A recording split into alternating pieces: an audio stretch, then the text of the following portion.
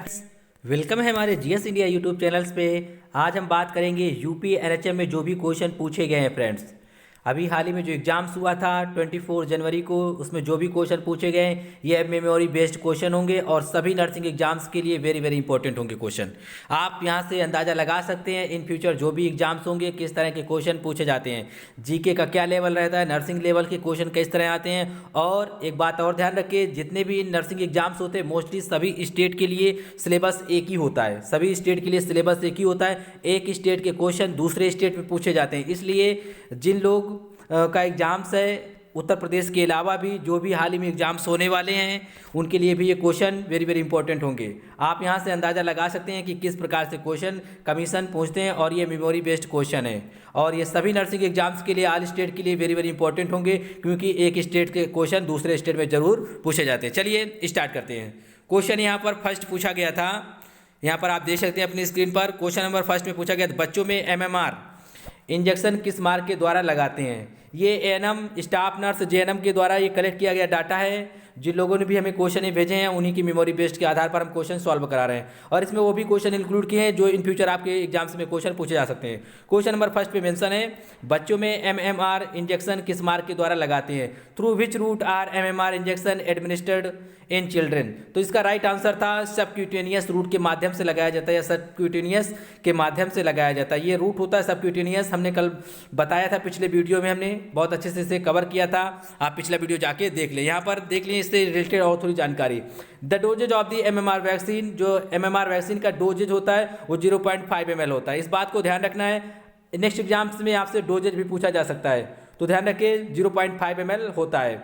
Subcutaneous route के माध्यम से दिया जाता है, सबक्यूटेनियस रूट के माध्यम से इसे दिया जाता है। हमने बताया था मैस्कुलर, इंट्रामैस्कुलर, डर्मिस, एपिडर्मिस क्या होता है, सबक्यूटेनियस क्या होता है, फैटी टिश्यू में लगाया जाता है, यहाँ पर लगाया जाता है। ओके, तो यहाँ पर आप देख सकते हैं, if a second dose is indicated, the minimum interval between the first and second dose should be separated by at least 4 weeks या आप समझ सकते हैं 20 डेज। इसका मतलब ये है कि एक जो वैक्सीन लगेगा उसके बाद जो दूसरा वैक्सीन लगेगा सेकंड वाला, तो उस पर कम से कम 4 सप्ताह का टाइम होना चाहिए बीच में, या गैप होना चाहिए या डिफरेंस होना चाहिए, या डे में बात करें तो कम से कम 1 महीना या 28 दिन का कम से कम अंतर होना चाहिए दूसरा टीका या दूसरा वैक्सीन लगने के लिए। नेक्स्ट क्वेश्चन पूछा गया था जो एग्जाम्स में, यहाँ पर आप देख सकते हैं विश्व हृदय दिवस कब मनाया जाता है। और अपना आप अंदाजा लगा सकते हैं आपने कितने क्वेश्चन यहाँ से सही किए, काफ़ी क्वेश्चन हमने यहाँ से कवर किए हैं। विश्व हृदय दिवस कब मनाया जाता है, when is world health day celebrated. तो इसका जो राइट आंसर है 29 सितंबर, 29 सितंबर को विश्व हृदय दिवस मनाया जाता है, वर्ल्ड हार्ट डे सेलिब्रेट किया जाता है। ये सभी क्वेश्चन हमने करवाए थे, आप देख सकते हैं। क्वेश्चन पूछा गया था क्वेश्चन नंबर 3, दाई दिवस मिडवाइफ्स डे कब मनाया जाता है, when is midwives day celebrated. तो इसका राइट आंसर 5 मई को, 5 मई को क्या मनाया जाता है, दाई दिवस हिंदी में कहा जाता है, इंग्लिश में इसे मिडवाइफ्स कहा जाता है। ओके, नेक्स्ट क्वेश्चन से यहाँ पर पूछा गया था, भारत का सबसे स्वच्छ शहर कौन सा है, which is the cleanest city in India. इसका जो राइट आंसर था इंदौर था। ये चौथी बार सबसे स्वच्छता में नंबर 1 आया है इंडिया में, ठीक है, चौथी बार, 4 टाइम्स।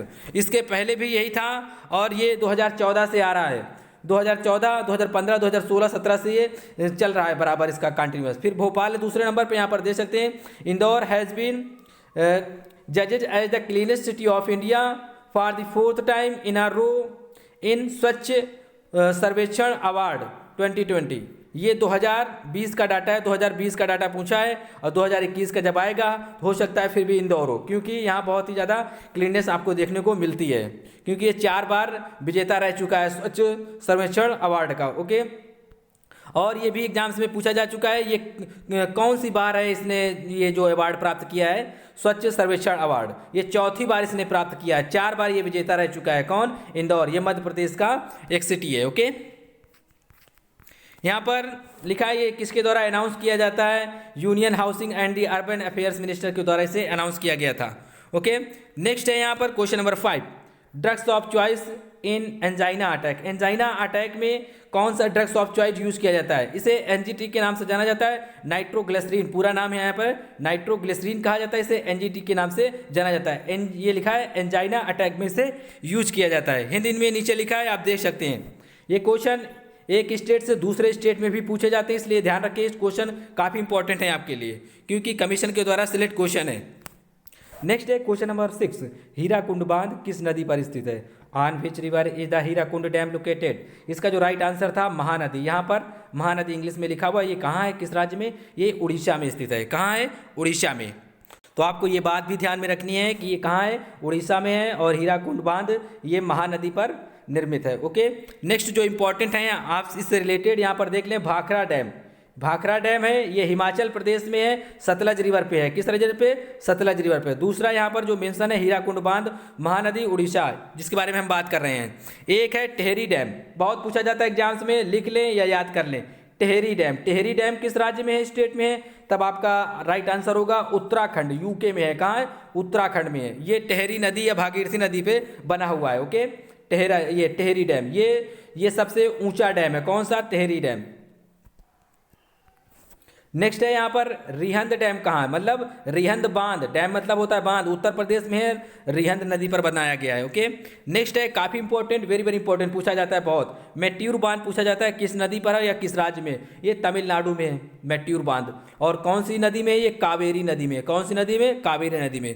और ये बे ऑफ बंगाल पे इसका माउथ है, मतलब मुहावना है, जाके बे ऑफ बंगाल पे मिल जाती है। ठीक है, इसका जो माउथ मुहावना है तमिलनाडु में है और बे ऑफ बंगाल पे जाके मिलती है।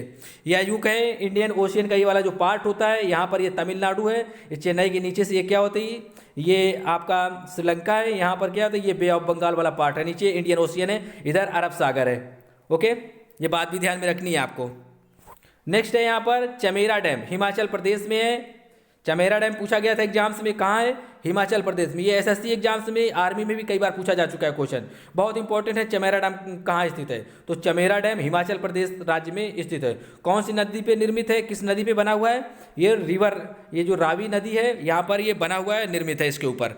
नेक्स्ट क्वेश्चन 7 नंबर डी में देख लें, ये क्वेश्चन पूछा जा चुका है, चमेरा बांध किस राज्य में स्थित है? तब आपका आंसर होगा हिमाचल प्रदेश में। In which state is the Chamera dam located? Right answer Himachal Pradesh. Okay, कहाँ पर अगर डिस्ट्रिक्ट पूछ लिया जाए तो चंबा डिस्ट्रिक्ट में। मोस्टली आपसे स्टेट पूछा जाता है तो ध्यान रखिए, राइट आंसर हिमाचल प्रदेश होगा। डिस्ट्रिक्ट पूछेगा एग्जाम्स में, जब ज़्यादा डिग्री पूछता है तो चंबा डिस्ट्रिक्ट। ओके, रावी नदी पूछता है हमेशा, स्टेट पूछता है, ये बात भी ध्यान में रखनी है आपको। क्वेश्चन है यहाँ पर 8 पूछा गया था एग्जाम्स में, मेमोरी बेस्ड क्वेश्चन है सभी। बेबी के प्रथम मल को क्या कहते हैं? अगर आपके एग्जाम्स में बाय द वे नहीं भी पूछे गए तब भी आप पढ़ लें, क्योंकि इन फ्यूचर आप तैयारी भी कर रहे हैं तो आपके एग्जाम्स में पूछे जा सकते हैं। ठीक है, क्योंकि कई लोगों ने मुझे डाटा भेजा है, इसलिए हो सकता है, लेकिन राइट आंसर यहाँ पर मेंशन किए हमने, और आप जान सकते हैं कि क्या क्या क्वेश्चन आए थे और किस लेवल के आए थे। बेबी के प्रथम मल को क्या कहते हैं? What is the first stool of the baby called? इसको मिकोनियम के नाम से जाना जाता है। किस नाम से? मिकोनियम के नाम से। हिंदी इंग्लिश में दोनों मेंशन है, आप इसे लिख लें, याद कर लें। कुछ ऐसे क्वेश्चन होते हैं जो प्रत्येक ईयर्स में पूछा जाता है, हर साल पूछता है कोई विभाग, जैसे कि विटामिन सी से 2018 में भी क्वेश्चन पूछा गया था, इस बार भी पूछ लिया गया। क्वेश्चन नंबर 9 देख सकते हैं, विटामिन सी की कमी से कौन सी बीमारी हो जाती है? स्कर भी हो जाती है। पिछली बार पूछा गया था विटामिन सी का रासायनिक नाम क्या है, 2018 में जो एग्जाम्स हुआ था एएनएम का, उसमें पूछा गया था विटामिन सी का रासायनिक नाम क्या है, और पूछा गया था विटामिन सी किस में सबसे अधिक मात्रा में पाई जाती है। ये 2-3 क्वेश्चन जो हर साल पूछे जाते हैं। ठीक है, तो ध्यान रखिए, प्रत्येक स्टेट के लिए, हर एक स्टेट के लिए जरूरी है। याद रखें, विटामिन सी की कमी से कौन सी बीमारी हो जाती है? Which disease is caused by the vitamin C deficiency? Right answer होगा स्कर्वी। आप समझ ले विटामिन सी का रासायनिक नाम क्या होता है? एस्कॉर्बिक एसिड होता है। क्या होता है? एस्कॉर्बिक एसिड होता है। तो ये बात आपको ध्यान रखना है, एस्कॉर्बिक एसिड विटामिन सी का रासायनिक नाम होता है। इसकी कमी से क्या होता है? मसूड़े जो होते हैं ये फूल जाते हैं, इससे बदबू होती है और ये हिलने डुलने लगते हैं, दांत कमजोर हो जाते हैं। कई फैक्ट होते हैं, ध्यान रखें। और ये विटामिन घाव भरने के लिए आवश्यक है। ये भी क्वेश्चन पूछा गया था पिछले एग्जाम्स में कि कौन सा विटामिन घाव भरने के लिए आवश्यक है, तो राइट आंसर था विटामिन सी घाव भरने के लिए आवश्यक है। यह सहायता करता है या हेल्प करता है। आप किसी भी तरह क्वेश्चन को समझ सकते हैं, क्वेश्चन किसी भी तरह से बनाया जा सकता है, पूछा जा सकता है एग्जाम्स में। यहाँ पर क्वेश्चन नंबर 10 ये भी पूछा गया था एग्जाम्स में पिछले में, लेकिन इस बार भी पूछा गया है, ये बात ध्यान रखिए आप। 2021 में भी रिपीट किए गए क्वेश्चन। विटामिन सी का सबसे अच्छा स्रोत कौन सा है? Which is the best source of the vitamin C? अमला कहें या आंवला कहें, ठीक है, लेकिन जो ऑप्शन में था शायद आंवला था। ठीक है, अमला इसी को कहते हैं, आंवला कहते हैं। आपको पता होना चाहिए विटामिन सी किन किन चीज़ों में पाया जाए। जितने भी साइट्रस फूड होते हैं, साइट्रस फूड का मतलब होता है खट्टे वाले फूड, जैसे कहेंगे आंवला हो गया, संतरा हो गया, ऑरेंज मौसमी हो गया, टमाटर हो गया, टोमेटो हो गया, हरी मिर्च हो गई। इन सब में क्या होता है? विटामिन सी काफ़ी बड़ी मात्रा में पाया जाता है। अमरूद, गुआवा में भी पाया जाता है काफ़ी बड़ी मात्रा में। क्या विटामिन सी। नेक्स्ट क्वेश्चन है, यहाँ पर आप देख सकते हैं क्या पूछा गया। तो क्वेश्चन नंबर 11, डिलीवरी के समय संकुचन के लिए कौन सा इंजेक्शन लगाते हैं? Which injection are used for construction at delivery? इसका राइट आंसर था ऑक्सीटोसिन इंजेक्शन लगाया जाता है कंस्ट्रक्शन के लिए। कंस्ट्रक्शन का मतलब होता है संकुचन के लिए, मतलब संकुचन शिथिलन के लिए लगाया जाता है ताकि डिलीवरी में आसानी से कराई जा सके। ओके, क्वेश्चन नंबर है यहाँ पर 12, बेहोशी के दौरान पेशेंट को कौन सी पोजीशन दी जाती है? What position is given to the patient during the unconsciousness? इसका मतलब होता है बेहोशी। ओके, तो लेफ्ट लैटरल पोजीशन दी जाती है, मतलब व्यक्ति को इस तरह लिटा दिया जाता है। ये मान लो उसकी खोपड़ी है, इस तरह उसे लिटा दिया जाता है, ये लेफ्ट पोजीशन होती है, इसके बल लिटाया जाता है। ओके, ये लेफ्ट है, तो ये लेफ्ट लैटरल पोजीशन इस तरह की होती है, आप यहाँ पर देख लें। क्वेश्चन नंबर है यहाँ पर 13 नंबर में मेंशन है, निम्न में से अरब सागर की रानी किसे कहा जाता है? Which among the following is called the queen of the Arabian sea? Main बात जो है यहाँ पर ध्यान रखिए, ये लिखा है क्वीन ऑफ अरेबियन सी। कोची को कहा जाता है, कोची एक केरला का शहर है, काफ़ी इंपॉर्टेंट रोल प्ले करता है। यहाँ एक बंदरगाह है जिसे पोर्ट कहा जाता है, तो Kochi called the queen of the Arabian sea, ये अरब सागर की रानी कहा जाता है। हिंदी में भी देख लिए क्वेश्चन। नेक्स्ट है यहाँ पर 40 नंबर, हमारे शरीर में सबसे छोटे क्रोमोसोम की संख्या कितनी होती है या कौन सा होता है? इस तरह भी क्वेश्चन होगा।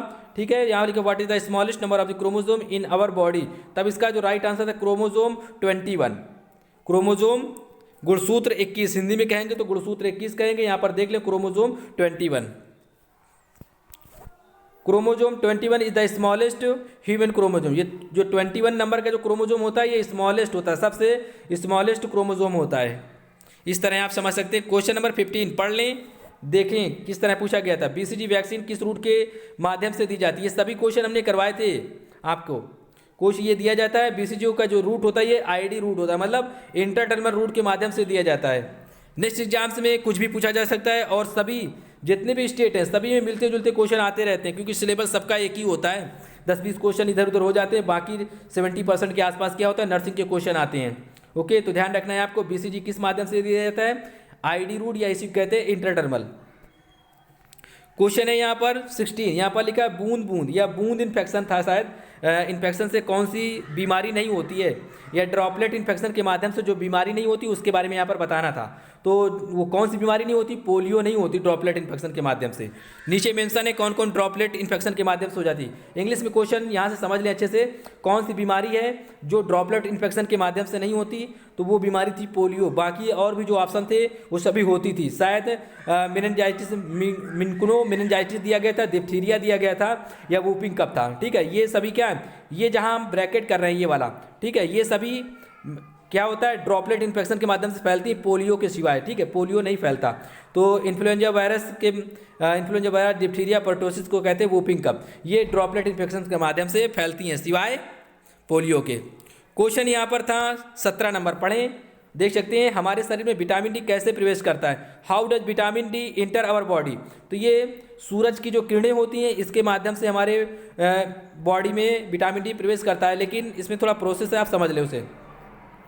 हमारी ऊपरी जो त्वचा होती है स्किन, ठीक है, तो उसे एपिडर्मिस कहा जाता है। इसमें एक सब्सटेंस पाया जाता है एर्गोस्टॉल, ये क्या करता है? विटामिन डी में कन्वर्ट कर देता है। ये सूरज की रेज को कोलेस्ट्रॉल एक सब्सटेंस होता है, उसको लेके ये क्या करता है? विटामिन डी में कन्वर्ट कर दे। कन्वर्ट करना काम किसका होता है? एर्गोस्ट्रॉल का होता है। ठीक है, ऊपर वाली जो स्किन होती है इसे एपिडर्मिस कहा जाता है, इसके नीचे वाली में डर्मिस कहा जाता है। ठीक है, तो ये क्या करता है? ऊपर वाली स्किन ही क्या करती है? इसे एब्जॉर्ब करती है। इस बात को ध्यान रखना, इसका जो नेचुरल स्रोत है या सोर्स है वो सूर्य है। क्या है? सूर्य या सूरज कहें या सन कहें। ठीक है, ध्यान रखिए, ये विटामिन डी का नेचुरल सोर्स है या स्रोत है। यहाँ पर क्वेश्चन मेंशन है 18 नंबर, 80 नंबर पढ़ सकते हैं आप।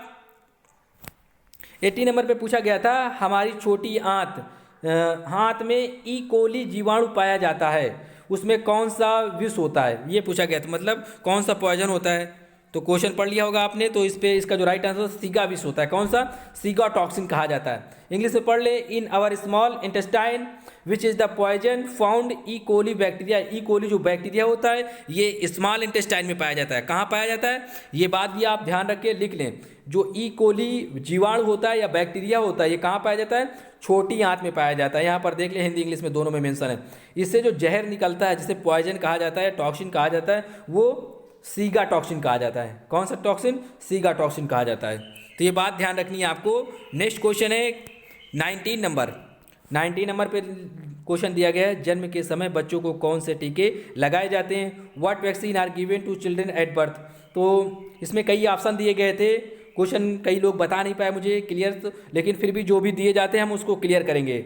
यहाँ पर क्या होता है, BCG दिया जाता है जन्म के समय, हेपेटाइटिस बी दिया जाता है जन्म के समय, और OPV जीरो खुराक जो जीरो होता है वो भी जन्म के समय दिया जाता है। लेकिन एक शर्त है थोड़ी, यहाँ पर आप समझे पहले। अगर बाय द वे मान लो ये तीनों दे दिए गए, तब कौन सा पहला दिया जाएगा? तब हेपेटाइटिस बी दिया जाएगा पहले। कौन सा दिया जाएगा? Hepatitis B. यहाँ पर समझे थोड़ा पहले। Hepatitis B vaccine, this vaccine is given to most newborn before they are discharge from the hospital. The first dose is typically given at birth, the second dose at age 1 to month and the third dose at 6 to 18 month. यहाँ पर बात की गई है hepatitis B. Hepatitis जो B vaccine होती है, hospital पे जब भी डिलीवरी होती है तो हॉस्पिटल से डिस्चार्ज होने के पहले ये लगा दी जाती है। कौन सी? Hepatitis B. इसमें तो ये इसे तो कभी भी लगाया जा सकता है, लेकिन जितनी जल्दी संभव हो सके, एज सुन एज पॉसिबल लगा दी जानी चाहिए। तीनों मतलब दे दी जानी चाहिए।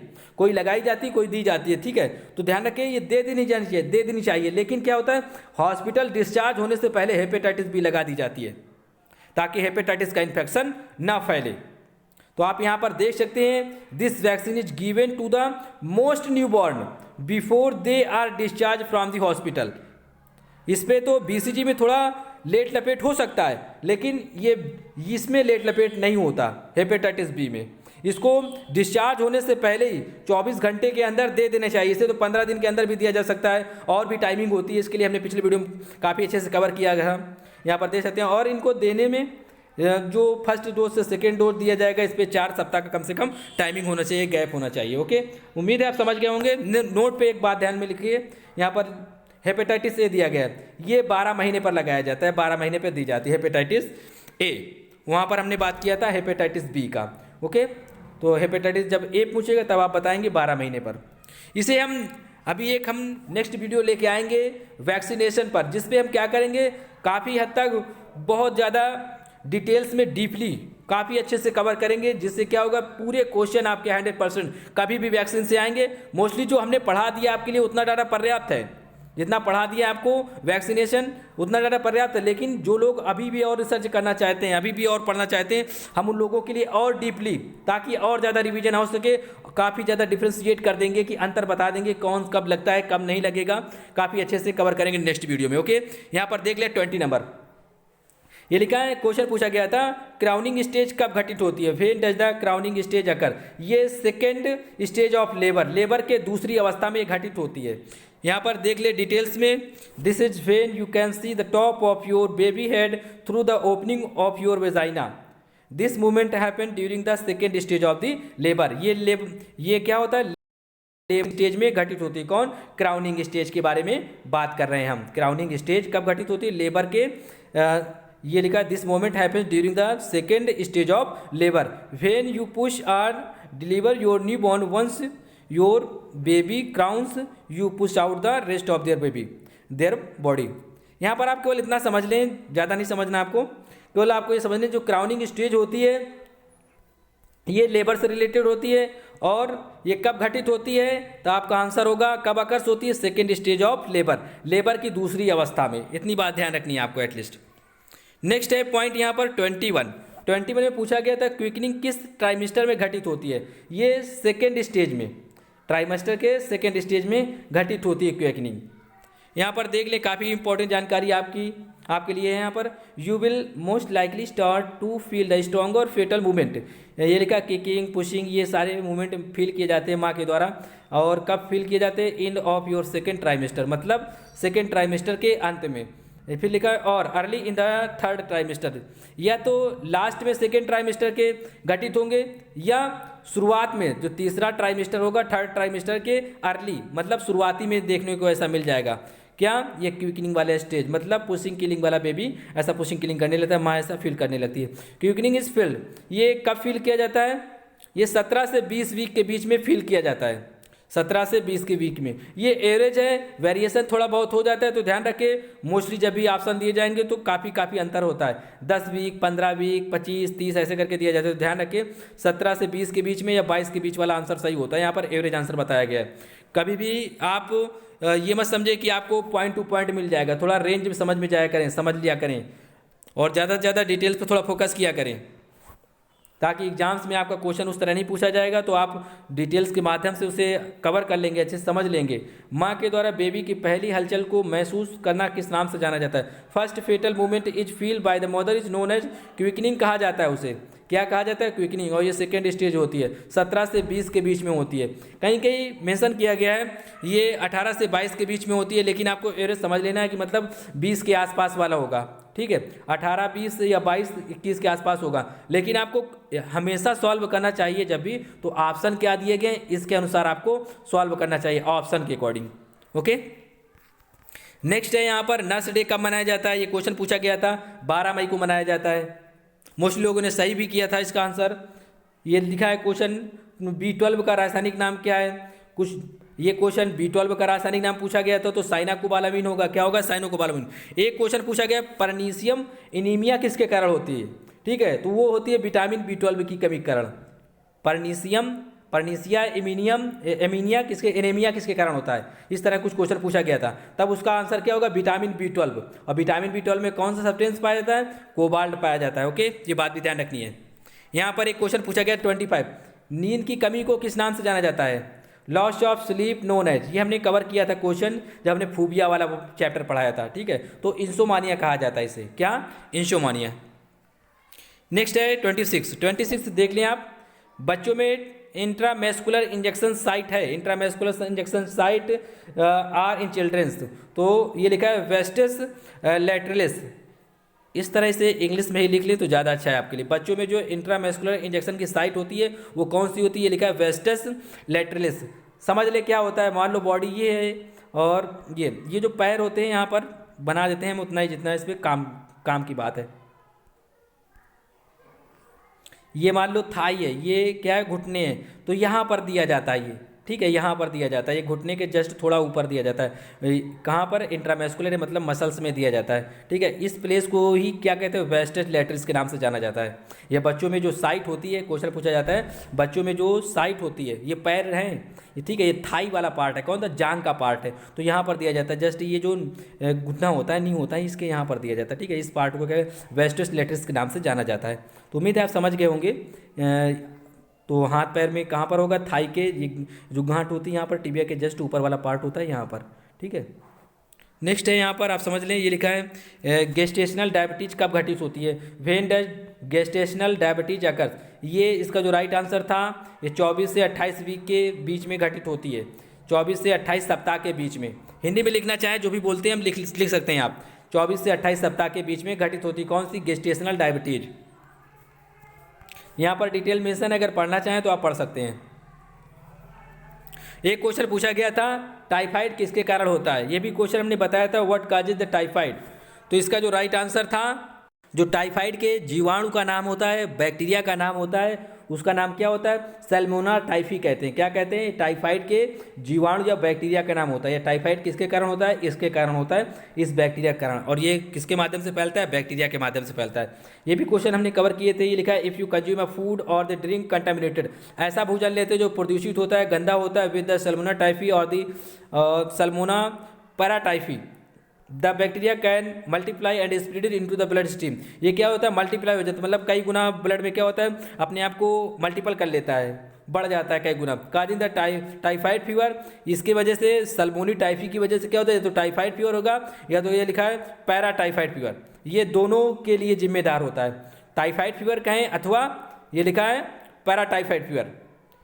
इसके लिए जो जिम्मेदार बैक्टीरिया है, ये मेंशन एग्जाम्स में पूछा गया इस बार। ओके, देख सकते हैं ये लिखा है जन्म के समय बेबी को नॉर्मल वेट कितना होता है? जन्म के समय जो बेबी का नॉर्मल वेट होता है वो कितना होता है? What is the normal weight of the baby? तो ये होता है 2.5 से 3.5, 2.5 to 3.5 kg के बीच वाला। अगर पूछा जाए कितने से कम नहीं होना चाहिए, तो इतने से कम नहीं होना चाहिए। कितने से? इतने से 2.5 kg से कम नहीं होना चाहिए। ये लेकिन नॉर्मल वेट होता है, 2.5 किलो से 3.5 किलो के बीच वाला नॉर्मल वेट माना जाता है। ये क्वेश्चन पूछा गया था एग्जाम्स में। नेक्स्ट है, यहाँ पर देख लें, मुझे कुछ लोगों ने कमेंट करके बताया था नॉर्मल टेम्परेचर ऑफ बॉडी भी पूछा गया था, तो ध्यान दें 37 डिग्री सेल्सियस होता है, 98.6 फ़ारेनहाइट, यहाँ पर फ़ारेनहाइट में दिया गया है। नेक्स्ट है, यहाँ पर पूछा गया था क्वेश्चन में, पोस्ट ब्लड ट्रांसफ्यूजन हेपेटाइटिस किस में आकर होता है? ये हेपेटाइटिस सी में आकर होता है। किस में घटित होता है? इसका मतलब होता है पोस्ट ब्लड ट्रांसफ्यूजन जो घटित होता है वो किस में घटित होता है? हेपेटाइटिस सी में। ये 5 प्रकार के हेपेटाइटिस होते हैं, hepatitis A, hepatitis B, hepatitis C, ये हमने बताए थे आपको। तो ये किसमें पोस्ट ब्लड ट्रांसफ्यूजन किसमें होगा? कौन से प्रकार के हेपेटाइटिस में? हेपेटाइटिस का जो टाइप्स होता है हेपेटाइटिस सी में। ओके, यहाँ पर देख सकते हैं आप। काफ़ी इंपॉर्टेंट बात लिखी है, post transfusion hepatitis is the most common disease transmitted by blood transfusion. It has a major health impact. Post transfusion hepatitis can be due to the hepatitis C. किसके कारण हो जाता है? हेपेटाइटिस सी वायरस के कारण होगा, hepatitis B virus के कारण होगा, हेपेटाइटिस ए वायरस के कारण होगा, फिर लिखा हुआ है लास्ट में यहाँ पर CMV कहें, या ये लिखा है इपेस्टियन बार वायरस के कारण। इतने वायरस के कारण ये पोस्ट ट्रांसफ्यूजन हेपेटाइटिस हो सकता है, या पोस्ट ब्लड ट्रांसफ्यूजन इनके कारण हो सकता है जितने यहाँ पर लिखे हैं। हेपेटाइटिस सी ज़्यादा जिम्मेदार होता है, फिर इसके बाद जो कम मात्रा में जिम्मेदार होता है हेपेटाइटिस बी, फिर इसके बाद जो कम मात्रा में जिम्मेदार होता है वो होता है हेपेटाइटिस ए, लेकिन जो मेजर रोल होता है वो हेपेटाइटिस सी का होता है। इसलिए राइट आंसर क्या होगा? Most appropriate answer hepatitis C. जिम्मेदार की जो हेपेटाइटिस ये पोस्ट ब्लड ट्रांसफ्यूजन के लिए जो जिम्मेदार होंगे, यहाँ पर जितने मेंशन है ये सभी जिम्मेदार होते हैं, लेकिन सबसे ज़्यादा मात्रा में सी, फिर इसके बाद बी, फिर ए, फिर ये लिखा है CMV, फिर लिखा है बार वायरस, ये जिम्मेदार होते हैं। Okay, blood post blood transfusion के लिए। नेक्स्ट है 32। ये सभी क्वेश्चन काफ़ी इंपॉर्टेंट हैं आपके लिए, किसी भी राज्य में पूछे जा सकते हैं ये क्वेश्चन। राइबोफ्लाविन की कमी से कौन सा रोग हो जाता है? Which disease is caused by the riboflavin deficiency. तो इसका अगर एक वर्ड में आंसर देते तो हम कहते इसे क्लोसिस हो जाता, क्योंकि ये विटामिन B2 का रासायनिक नाम लिखा है। क्या लिखा है? केमिकल नेम लिखा है। ये सभी पॉइंट आप लिख लें, याद कर लें, क्योंकि जब भी नेक्स्ट एग्जाम होगा तो आपको यहाँ से ज़रूर मिलेगा कुछ में कुछ। ठीक है, तो इसकी वजह से क्या होता है? Cracked lips. लिप्स क्या होते हैं? क्रैक्ड हो जाते हैं। माउथ कॉर्नर क्या होते हैं? फट जाते हैं, यहाँ से क्रैक्ड हो जाता है। लिप्स और माउथ कॉर्नर क्या होते हैं? क्रैक्ड हो जाते हैं। ये जो माउथ होता है, माउथ यहाँ पर आप देख लें, ये माउथ होता है, यहाँ पर क्रैकिंग हो जाता है, मतलब फट जाते हैं, कोने क्या होते हैं? कट जाते हैं। इसी को क्लोसिस कहा जाता है। इसी को क्या कहा जाता है? क्लोसिस कहा जाता है। क्रैक्ड हो जाते हैं, लिप क्या होते हैं? फटने लगते हैं, माउथ के कॉर्नर क्या होते हैं? फट जाते हैं। और ये विटामिन B2 की कमी से होता है, इसका रासायनिक नाम, या यूं कहें राइबोफ्लाविन की कमी से होता है। ठीक है, उम्मीद है आप समझ गए होंगे। यहाँ पर अगर और पढ़ना चाहें तो पढ़ सकते हैं। ये लिखा है एक वर्ड में और आंसर होता है यहाँ पर एंगुलर एस्टोमेटाइटिस, ये लिखा है। यहाँ पर आप पढ़ लें, कभी कभी क्लोसिस नहीं होता तो आपको ये आंसर मार्क करना होगा, एंगुलर एस्टोमेटाइटिस। ये लिखा है lesion at the corner of the mouth. मैंने बताया था ये माउथ का कॉर्नर जो होता है ना, ये फटने लगते हैं, ये कटने लगते हैं। ये लिखा है क्लोसिस, स्पेलिंग ये लिखी इंग्लिश में क्लोसिस की, लिखा स्वेलन एंड क्रैक्ड, ये फूल जाते हैं और क्या होता है? बदबू जैसा आने लगता है और कई प्रॉब्लम्स होती हैं। यहाँ पर कट जाता है, ओंठ फट जाते हैं, क्रैक्ड हो जाते हैं, लिप्स होता है, हेयर लॉसेस हो जाते हैं, मतलब बाल झड़ने लगते हैं, रिप्रोडक्टिव प्रॉब्लम्स आ जाती हैं, कई प्रकार की प्रॉब्लम आती है। किसकी वजह से? B2 की कमी से, विटामिन B2 की कमी से। ओके, ध्यान रखना, राइबोफ्लाविन कहा जाता है इसे। नेक्स्ट क्वेश्चन था 33 में मेंशन है 1 साल से कम उम्र के बच्चों में अंधता का कारण क्या है? शायद ऑप्शन में ये लिखा है जीरोफथैल्मिया दिया गया था, तब ऑप्शन राइट आंसर होगा जीरोफथैल्मिया, क्योंकि ये विटामिन ए की कमी के कारण जीरोफथैल्मिया डिसीज हो जाती है। काफ़ी खतरनाक बीमारी होती है। अगर मान लो ना दिया जाता तब आपका राइट आंसर होता है विटामिन ए की वजह से क्या होता है? ऐसा होता है। बच्चों में जो अंधता का कारण होता है या नाइट ब्लाइंडनेस का कारण होता है, क्वेश्चन सुनने को मिला है, पूछा गया था रतौंधी किसके कारण होता है? तब विटामिन ए की कमी के कारण होता है। जो बच्चों में अंधता होता है वो जीरोफथैल्मिया के कारण हो जाता है। मान लो ये ना दिया जाता तब आपका राइट आंसर होता है विटामिन ए। किसके वजह से होता है? विटामिन ए की वजह से होता है। ये मेमोरी बेस्ड है, आपकी जानकारी के लिए बताए जा रहे हैं। इन फ्यूचर किसी भी स्टेट में और उसी स्टेट में भी पूछे जा सकते हैं, क्योंकि ये एग्जाम्स में जब भी पेपर नहीं दिया जाता तो इसका मतलब ये होता है कि वो क्वेश्चन रिपीट किए जाएंगे। ओके, और ऑनलाइन एग्जाम्स जितने भी होते हैं उनमें भी क्वेश्चन बहुत रिपीट होते हैं। नेक्स्ट यहाँ पर लिखा है CSIR, फिर लिखा है centre for cellular and molecular biology. ये हमने करवाया था क्वेश्चन GK में, बहुत पहले करवाया था, शुरुआत में ही। 34 नंबर पे। इसका जो हेड क्वार्टर पूछा जा गया था ये हैदराबाद में है। कहाँ है? हैदराबाद में। अगर क्वेश्चन आप लिखना चाहें तो लिख सकते हैं। ये CSI, ये लिखा CSIR, ये पेरेंट्स है इसका, मतलब ये इसके अंतर्गत आता है। कौन? इसको हम इस नाम से भी जाते हैं, CCMB। CCMB कहा जाता है। ये C से होता है सेंट्रल, C से होता है सेलुलर, M से होता है मोलिकुलर, B से होता है बायोलॉजी। ये जो सेंटर है, हेड क्वार्टर है, कहाँ? हैदराबाद में है। और ये किसके अंतर्गत आता है? ये CSIR के अंतर्गत आता है। ओके, इसका जो हेड है ये समझ लें कि ये पापा है, ये इनके बच्चे हैं। ओके, इस तरह आप समझ सकते हैं, आपकी जानकारी के लिए। हैदराबाद में ये सेंटर। ओके, इंग्लिश में याद करें तो ठीक है। ये CSIR का फुल फॉर्म भी एक बार पूछा गया था।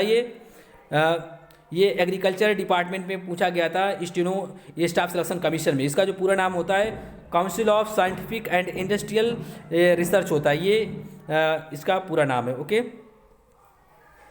नेक्स्ट यहाँ पर लिखा 35, वैक्सीन का ट्रांसपोर्टेशन किसके माध्यम से किया जाता है? Through whom is the vaccine transportation. ये आइस पैक में, फ्रीजर में या कोल्ड चेन होता है, इसमें रखा जाता है। तो आप अकॉर्डिंग टू ऑप्शन अपना आंसर बता सकते थे कि कुछ लोगों ने इसी प्रकार के ऑप्शन दिए थे, तो हमने क्या है उसे और में सिलेक्ट कर लिया कि इनके अलावा इनमें जो भी ऑप्शन होगा आप उसी को मार्क कर सकते थे। ठीक है, वो आंसर सही माना जाता।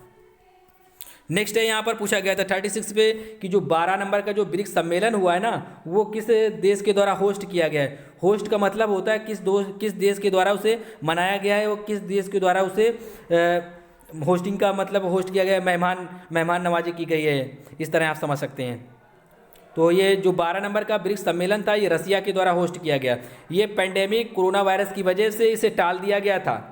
होना था रसिया में ही, लेकिन ये वीडियो कॉन्फ्रेंस के जरिए उसे हुआ है। 12 नंबर का हुआ है। ये 2020 का डाटा है।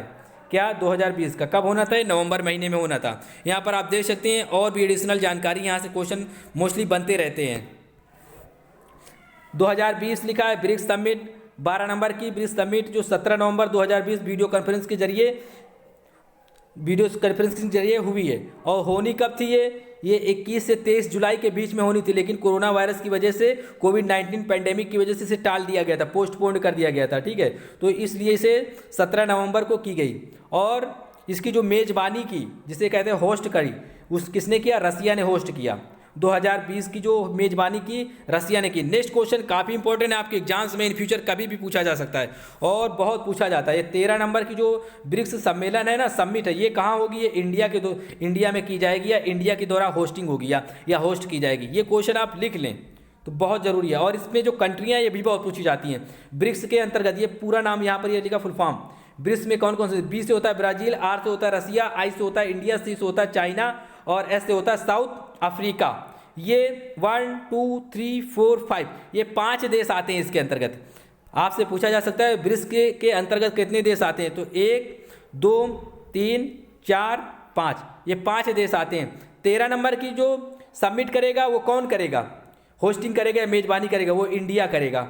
ये आपके लिए बहुत इंपॉर्टेंट है, कभी भी पूछा जा सकता है किसी भी एग्जाम्स में। एक पॉइंट और बता दें आपके लिए ताकि याद करने का झंझट खत्म हो जाए बार बार से, तो आपको ध्यान रखना है। देखिए 12 नंबर की किसने की है? रसिया ने की। ठीक है, तो अब 13 नंबर की कौन करेगा? ये सीरियल ध्यान रखना, स्पेलिंग ध्यान रखें, BRICS। तो 13 नंबर की कौन करेगा? इंडिया करेगा 2021 में। कब करेगा? 2021 में। फिर आया है यहाँ पर 14 नंबर, सी लिखा है ना, सी की कौन करेगा? 2022 में कौन करेगा? चाइना करेगा। फिर लिखा है एस लास्ट में, ध्यान दें इस बात पे, एस लिखा है लास्ट में। 2023 में कौन करेगा? 2023 में करेगा साउथ अफ्रीका। कौन करेगा? South Africa. तो ये बात आपको ध्यान रखनी, यहाँ से आप समझ जाएंगे, याद करने का झंझट खत्म हो जाएगा आपका।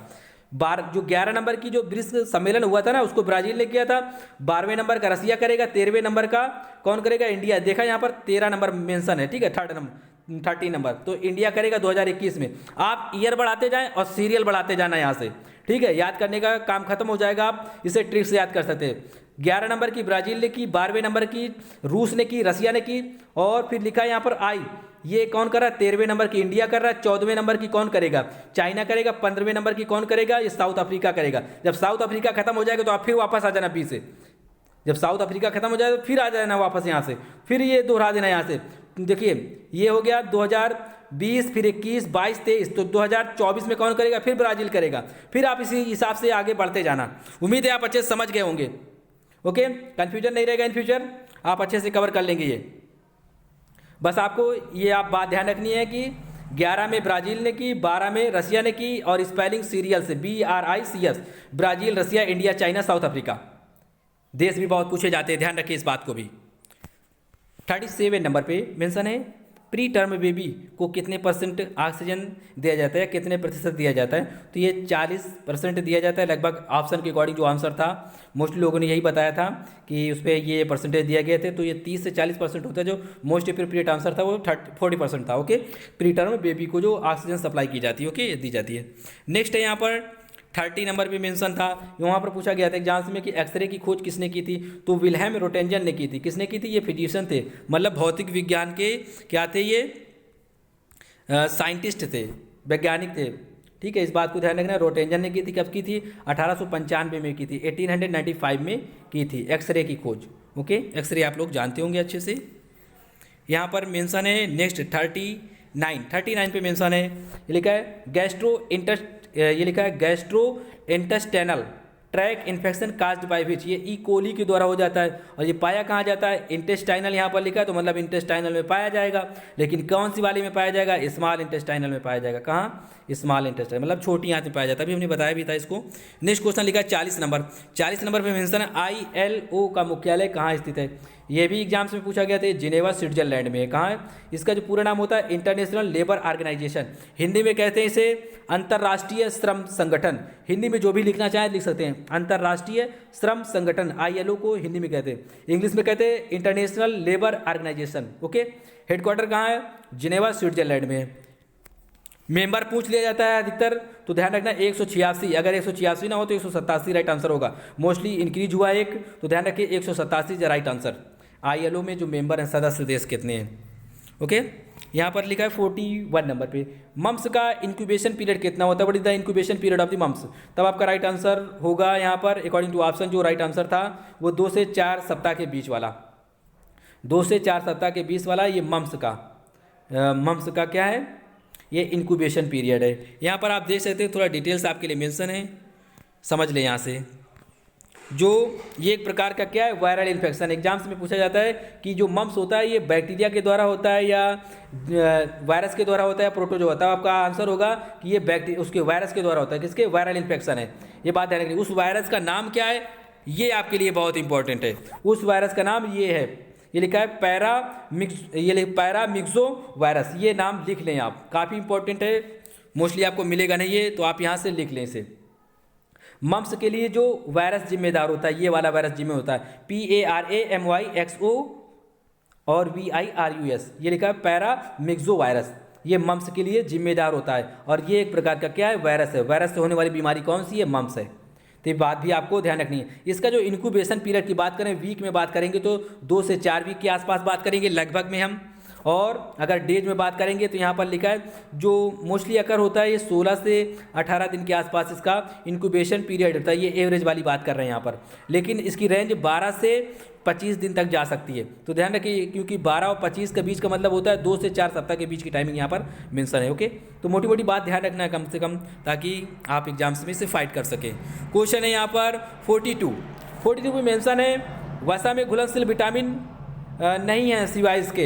इस तरह क्वेश्चन पूछा गया था, जो उसको बताना था जो वसा में घुलनशील विटामिन नहीं, मतलब फैट सेल्युबल विटामिन नहीं है। तो उसमें ऑप्शन में दिया गया था विटामिन सी नहीं है, क्योंकि विटामिन सी और बी क्या होते हैं?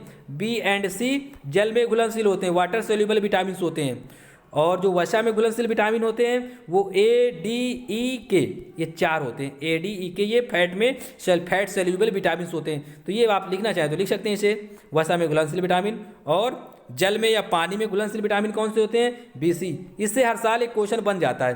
पिछले वर्ष भी पूछा गया था ये क्वेश्चन, 2018 में भी, 2018 में भी क्वेश्चन पूछा गया था नर्सिंग स्टाफ में, ANM में। क्वेश्चन यहाँ पर देख लें आप, क्वेश्चन मेंशन है यहाँ पर 43 में पूछा गया इन्फ्लुएंजा ड्रग ऑफ चॉइस। जो इन्फ्लुएंजा में ड्रग्स ऑफ चॉइस है, मतलब जो दवा दी जाती है, मोस्टली जो पसंद की जाती है, उसे टैमीफ्लू के नाम से जाना जाता है। क्या? टैमीफ्लू। और यहाँ पर लिखा है, ये जेनरिक नेम है उसका, जो इसका जो फार्मूला बेस पे नेम होता है केमिकल, ये लिखा है ओसेल्टा माविर लिखा है यहाँ पर। ये स्पेलिंग आप देख ले, काफ़ी इंपॉर्टेंट। टैमीफ्लू के नाम से मार्केट में अवेलेबल है, ये ट्रेडिंग की जाती है इसके नाम से। ये इन्फ्लुएंजा के लिए ड्रग ऑफ चॉइस है, मतलब ये दवा बहुत पसंद की जाती है। यहाँ पर आप पढ़ सकते हैं। नेक्स्ट है यहाँ पर 44 में मेंशन है, ये पूछा गया था मेजल्स वैक्सीन किस रूट के द्वारा दी जाती है, by which route is measles vaccine given. तो ये सबक्यूटेनियस रूट के माध्यम से दी जाती है। हमने बताया ही है आपको MMR वैक्सीन, तो इसका आंसर क्या होता है, यही होता है। तो ध्यान रखिए कहीं से भी कोई भी क्वेश्चन उठाया जा सकता है, तो हर एक बात पे फोकस किया करें आप। जो भी क्वेश्चन आपको बताए जाते हैं डायरेक्टली जब भी क्वेश्चन नहीं पूछे जाएंगे तो आपके डिटेल्स क्वेश्चन आ जाएंगे। आपको जब भी क्वेश्चन समझ में नहीं आते तो इसका मतलब ये है कि आपने अच्छे से तैयारी नहीं की। तैयारी अच्छे से करने का मतलब ये है कि आपने मात्र ऑप्शन टू ऑप्शन लर्न कर लिया, उसका डिटेल नहीं जाना कि वो चीज़ रियल में है क्या और किस तरह ऑप्शन दिए जाएंगे, किस तरह उसे सॉल्व किया जाएगा एग्जाम्स। मोस्टली आप थोड़ा डिटेल्स पे भी फोकस किया करें, ज़्यादा गहराई से पढ़ेंगे तो आपके लिए वो ज़्यादा स्टेबल होगा, ज़्यादा दिन तक चलेगा। ओके, कोई भी क्वेश्चन होगा किसी भी तरह का तो आप उसे आसानी से फाइट कर सकते हैं। यहाँ पर क्वेश्चन 45, विश्व अस्थमा दिवस कब मनाया जाता है, when is world asthma day celebrated. काफ़ी इंपॉर्टेंट है, समझने वाला ये क्वेश्चन है, ठीक है। इसका राइट आंसर इस तरह आपको बताना है जिस तरह हमने मेंशन किया। यहाँ पर डेट नहीं मेंशन है, आपको केवल महीने बताना है, ठीक है। और क्वेश्चन ये इसी तरह पूछा जाता है जब भी एग्जाम्स में पूछा जाता है। इसे हम नेक्स्ट वीडियो में बहुत डिटेल से समझाएंगे और ये कई बार पूछा गया एग्जाम्स में।